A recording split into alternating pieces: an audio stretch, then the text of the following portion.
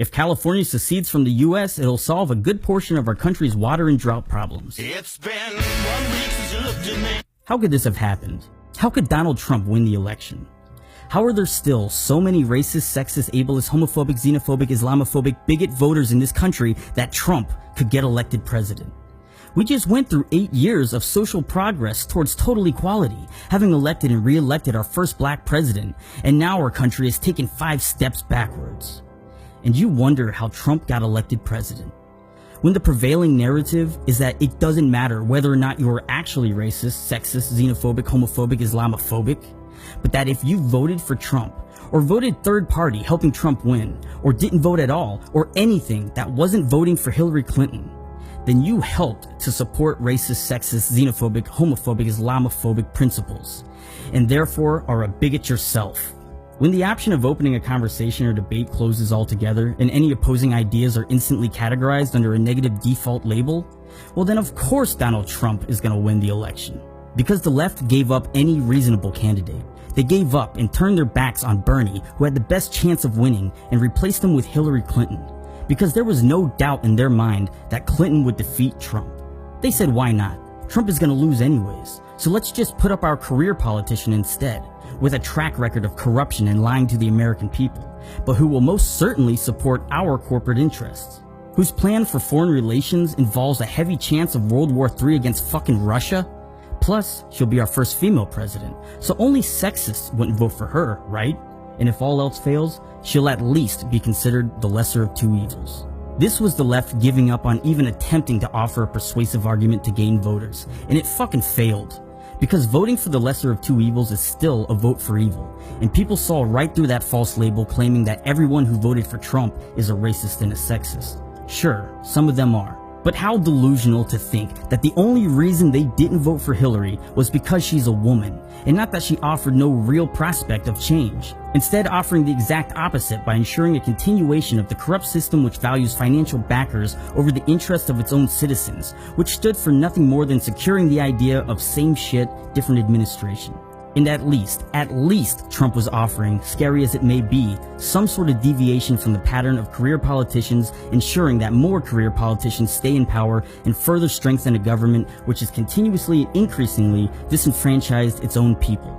So then to label the huge percentage of Americans who voted against Clinton as simply being bigots, you've got to be fucking kidding me. Offer up a better platform. Offer up the option for discussion and reasonable conversation in which to persuade disgruntled citizens why you deserve their vote, instead of using petty shame tactics to cast a blanket label on anyone who might even dare considering voting otherwise. To label potential voters as racist, sexist, homophobes, Islamophobes, and just a basket of deplorables altogether. Did they think that that was going to convince anyone over to their side? Did they think that by closing any and all debate and saying that if you aren't 100% with us, then you're one of them, and they are pieces of fucking shit, would somehow win support, rather than further alienate a demographic of voters who don't see the world as black and white as you are telling them that it absolutely is?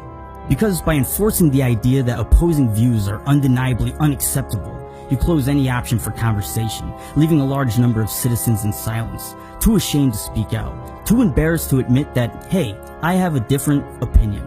And so they keep their opinions to themselves, rather than face the public ridicule engineered to shut up opposition. And so whenever you hear an actual racist, an actual sexist, an actual outspoken fanatical bigot on the right scream out something like, "Fuck yeah, Donald Trump, build that wall," it cuts right through the invisible numbers of reasonable silent voters and creates a false perception that all Trump voters must agree with those bigoted ideas, because those people are the only ones who fit our perception of the right.